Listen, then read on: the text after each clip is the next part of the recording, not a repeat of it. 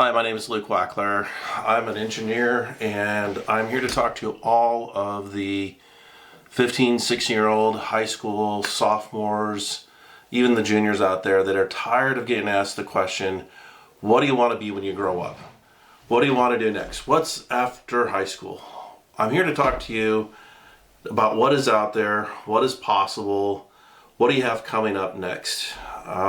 When you're looking at for what you're going to do next, what you should be looking at is what kind of skills am I good at? What kind of interests do I like? What kind of hobbies do I have? Do I have any mentors that I can go ask questions? What I want you to start doing is looking at skills that you have, class subjects that you like, even hobbies that you like to do. All those kinds of things go into what kind of profession that you will like. So, me growing up, I participated in football, basketball, baseball, wrestling, track. I hunted and fished in Montana.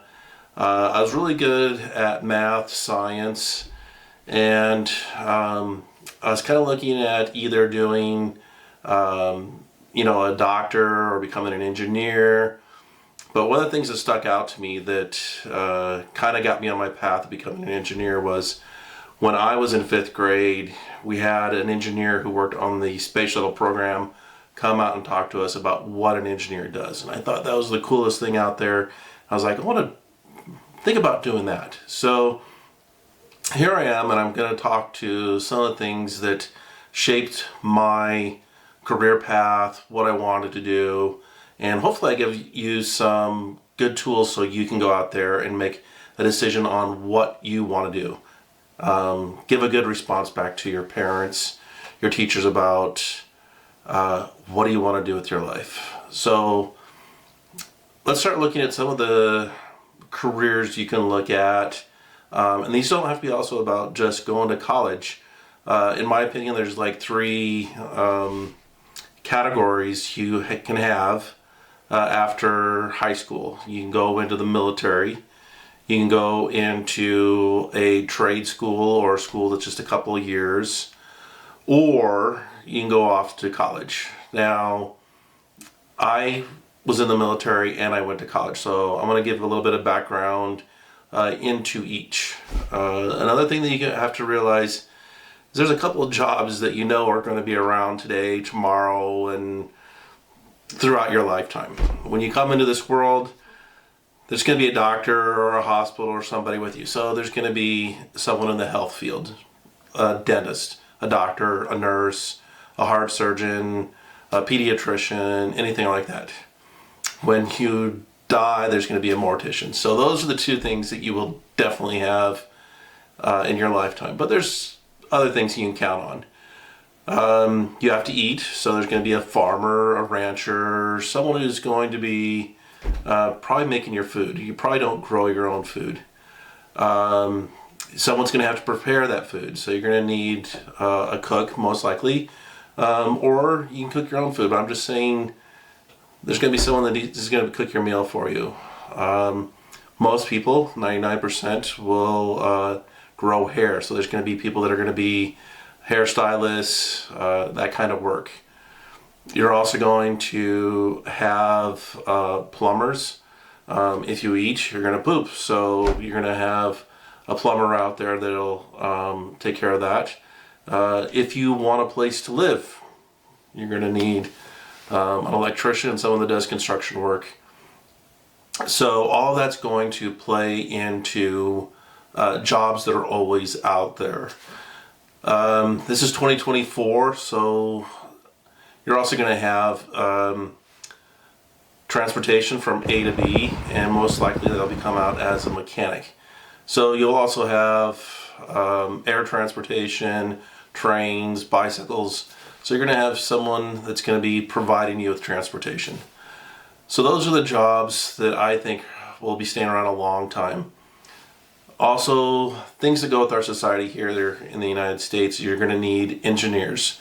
I'm a mechanical engineer by trade. In the Navy, I worked as a nuclear engineer. My current job, I work in the aerospace industry. So I'm going to give you some background of there, but those are fields that are continuing to need high demand and they pay very well. Other jobs that are going to be sticking around for a while that pay well are going to be petroleum engineer, civil engineer, computer programming engineers, software engineers, and those fields. Other fields, like I already mentioned, that are going to be sticking around a long time will be health, your doctors, your dentists, your nurses, cardiologists, any kind of doctor or nurse. Those are going to be sticking around a long time, and there's a high demand, which also leads to high salary. Other jobs that are going to be around for a while is you're going to have econ majors, you're going to have people who do data analysis, mathematicians, those jobs. Those are going to be all into your STEM fields. So those are going to be around for a long time.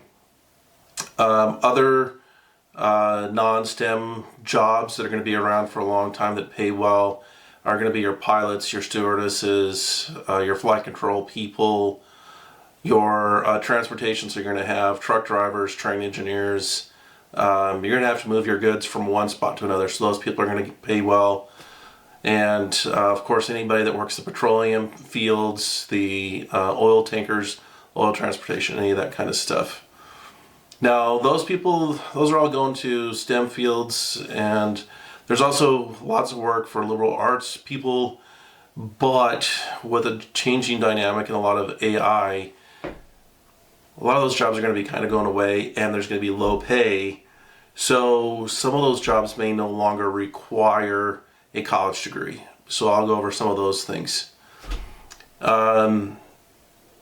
Right now, only 1% of the US population ever goes into the military. And for those people, you're really looking at people who are very patriotic. They're very adventurous. They have a lot of capability. They want to explore. They want to serve this country. But they're also looking for careers that are going to be out there long term.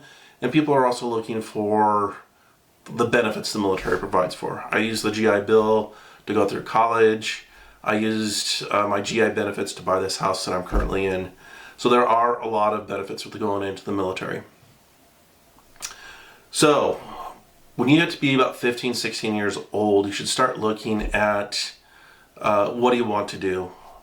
If you do decide to go off to college, start talking to your teachers, your parents, start looking into those fields, start looking at what kind of majors, because like once you decide on a profession, you can start looking at what kind of classes you'll have to take at college, what kind of career path you'll be on. Now, the other thing is that over someone's lifetime, they will have 5 or 6 different careers, and your interests change throughout life. Where you're living at could also impact your life. So you will be changing your careers over your lifetime. So just be prepared for that. Engineering is a great base, and it's allowed me to explore a lot of different careers. So once you have kind of looked at colleges and you've looked at what kind of careers you look, I would start looking at, just for an example, between Oregon and Oregon State. Oregon State offers engineering degrees, a lot of STEM degrees, while the University of Oregon doesn't. So if you want to go into that profession of being an engineer, you'd have to then mark the University of Oregon off your possibilities for universities to go to. So before you even get to selecting a university, do also some campus visits. Go there, see if you like the campus, see if you like the professors, do a tour of the university, and then of course see if you can talk to some of the professors or some people in that field. So the other thing that can really help you with working on your profession and how you select things is that you are very fortunate in this day and age. Right now, you can go on to LinkedIn and you might be able to find someone who's in the field you want to study, and you might want to reach out to them and just say, hey, my name is Joshua. I am a junior at this high school, and I'm thinking about coming into this field. And can you give me some advice? Can you tell me how you chose this field? Give me some input as to why you picked this field. I would reach out to a couple of those people. I mean, everyone is really helpful and kind and everything. So check out on LinkedIn, go on to monsters.com or something and see if you can find somebody and just write an email. I mean, it's really simple, all right? So the next thing is you have now selected, make sure to apply to 2 or 3 universities. The next thing I do is go over, there's usually an essay that's required for those. I would work with your teachers, your parents, over the subject you're going to write about. And then when you get all done with that, have a friend proof check your essay. And then just to polish it off, I would go to one of your English teachers that you really like and ask them, can you review this? Can you make sure it makes sense? Can you just give me some pointers? And that would be really great to help with your essays. The other thing is that I still believe you should take the SAT and the ACT if possible. So I'm not very good as a English vocabulary person. I don't believe in learning 1,000 synonyms and antonyms for 1,000 words that are in your SAT prep score. So I had a 700 on the math section, only a 500 on the English. And I was like, okay, that's average or whatever. And I went to apply to the University of Illinois and they said, oh, they take the ACT. So I took the ACT, didn't really study, do anything like that. And I got a 33 and I thought it was out of like 40. I was like, oh, I need to study a little bit harder. They're like, no, it's out of 36. You're in the top 5%. I was like, wow, so I guess I did really well. So make sure to take both of them. You might be surprised how well you do in one compared to the other. So now you're also ready to apply and everything. The next thing you have to do is make sure you get everything in together on time. Some of the schools that are on the East Coast start a little bit earlier in their acceptance, so make sure in the fall you check out when the applications are due. Another thing you should check on as soon as possible is filing for your FAFSA. Make sure your parents get all the FAFSA done so you get all your financial aid and everything cleared up. That should be one of the first things you do. Another thing I want you to do is don't be afraid to apply to those schools where the sticker price is $70,000. Some of those schools give the best financial aid out there, and when it's all done, you'll be paying less than some of the state schools. So don't be afraid to apply to those schools. If that's the school you really want to go for, do it. All right? Don't be afraid of the sticker price. Now, with that, I want you to, if you're going to have to get a lot of loans and you're going into a liberal arts field where your starting salary is $30,000, and when you get done with school, you're going to have like $40,000 in student loans, then I'd be like, this isn't feasible. This doesn't have a good return on investment. So I would then look at another school. I would look for more scholarships, stuff like that. But don't be afraid to apply to those expensive schools. You never know what you're going to get in financial aid until you actually apply. So don't be afraid of that. So that goes for the jobs where you're going to be going off for college. There's also some great jobs out there that don't need a college degree. These are going to be your electricians, your plumbers, your construction people.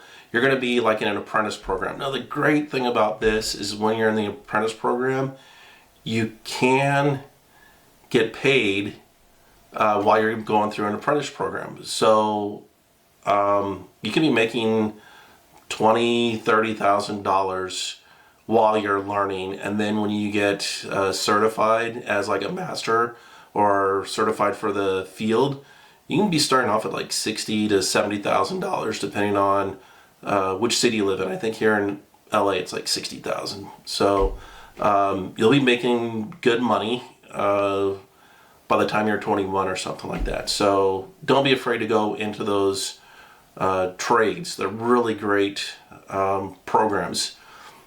There's also, because like I said, those are essential jobs, so you can stay employed for a long time. You can move to different cities, and I'm almost guaranteeing you'll find a job in one of those trade areas. One of my friends in the Navy got qualified as an underwater welder, and as soon as he got out of the Navy, like his starting pay was like $100,000. Those jobs are few and far between, but I'm just saying those jobs are out there. The next class of jobs I want to look over are some jobs that require some school, like a couple of years, like 1 or 2 years. So these can be some nursing programs, some dental hygiene programs. There's also, in this area, is a pilot. A pilot can take probably 2 years to get enough flight time to be qualified for some of the smaller planes that are in the commercial field. And it can take them 4 or 5 years till they're qualified to be flying 737s to get enough time either flying or in the simulators. So some of those pilots can get done in like 2-3 years, and they're starting off at 70 to 100,000, but then by the time they're up to like a 737, they can be making $100,000+ a year. So those can be some like really great jobs. Drawback if you're a pilot or a stewardess is you're gone from home a lot. All right, so just be prepared for that. It can be kind of a lonely job, but when you're young, it's exciting. You're in new places, you meet a lot of people. So those can be great jobs. For those people that go to a dental hygiene school, it can be like a 2-year school, and you start off like making some good money, and those jobs will always be in demand. So those are almost like essential jobs. And then you have 2-year nursing programs, which are also great. Healthcare is always going to be in demand, and once you've done like a 2-year program as a nurse, you can then move on and like get more certifications. You can continue to go to school, and you can continue to grow your career while working at the same time. So it's a great field to go into. Now, the last field I want to talk about is the military service. And I was a nuke ELT in the Navy. I worked on submarine nuclear reactors and aircraft carrier nuclear reactors. I went through boot camp and 2 of my schools in Orlando, Florida. I went to prototype school in Idaho Falls, Idaho. I was stationed in Alameda, Naval Air Station Alameda, which is next to Oakland. Then I was at the shipyard in Bremerton, and then in Everett, Washington is where I was before I got out of the Navy. So, like I said, only 1% of the population here in the United States currently serves in the military. So you have to have something very special about you, your choices, what you're going to do in life if you decide to go in the military. It's like when you're signing up, you're like, I realize that I could potentially go to war and I could die. So that is really heavy, not only on you, but your family.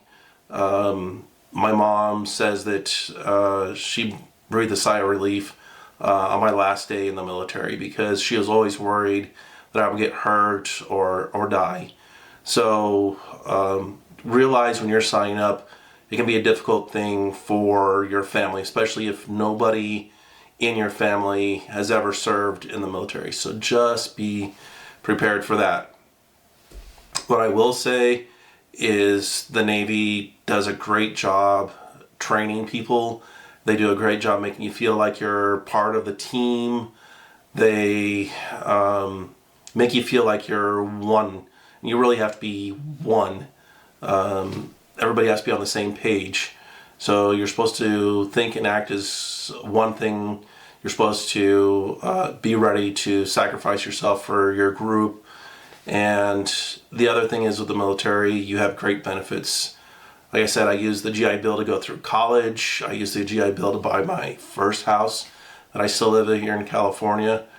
And you get great job skills once you get out.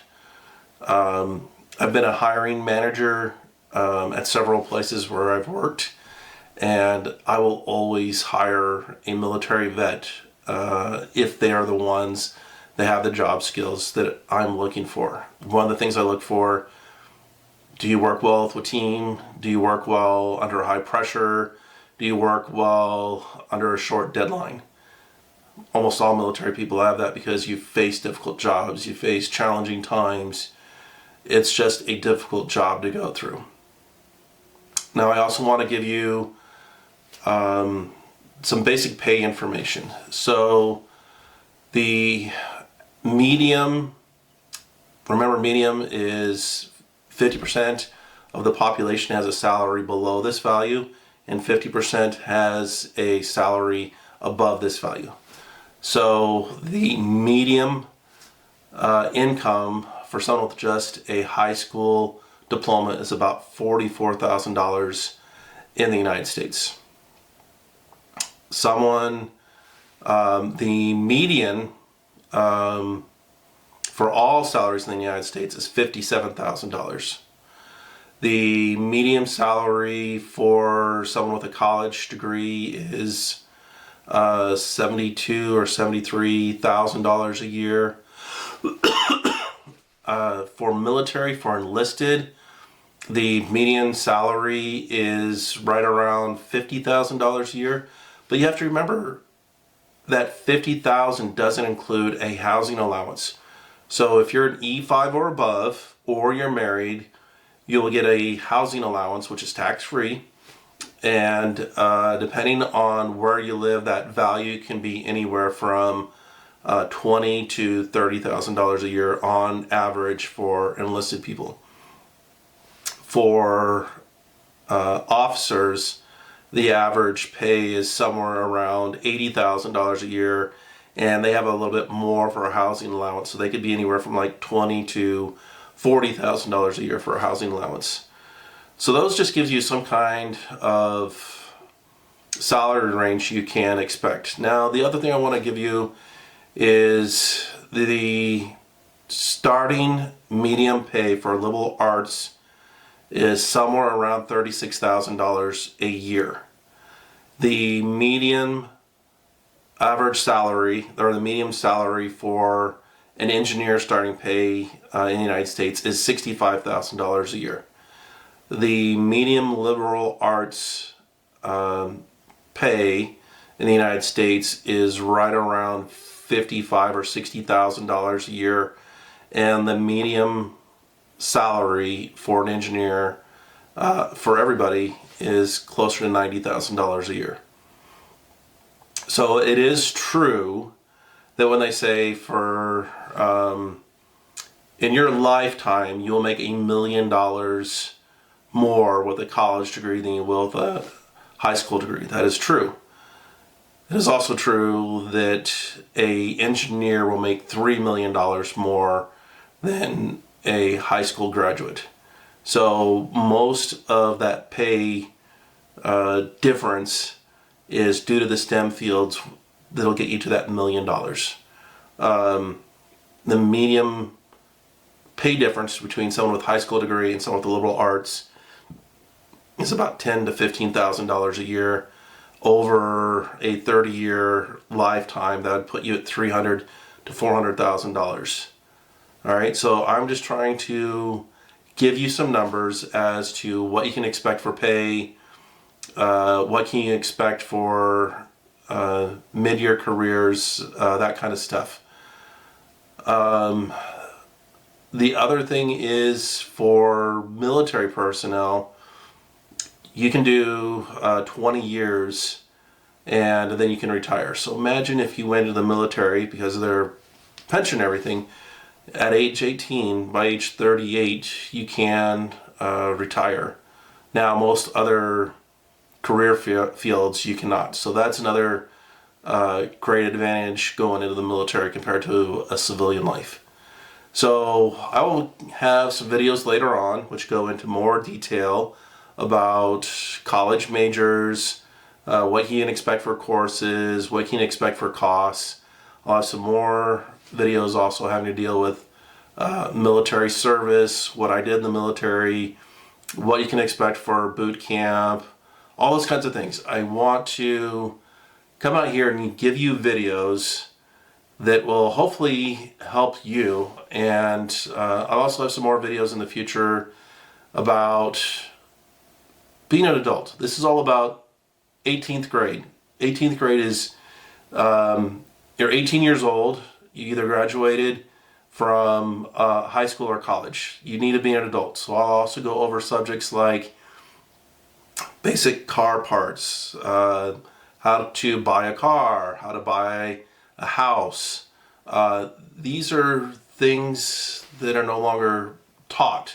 You know, like how to balance a checkbook, how to do budgeting, how to do investing. I want to come up with all these videos that will hopefully help you and give you some information that you need. I'm going to be here. I'm going to be giving you some videos and some advice. If you have any questions at all, please reach out to me, contact me here, and I'll try to get back to you. Thanks.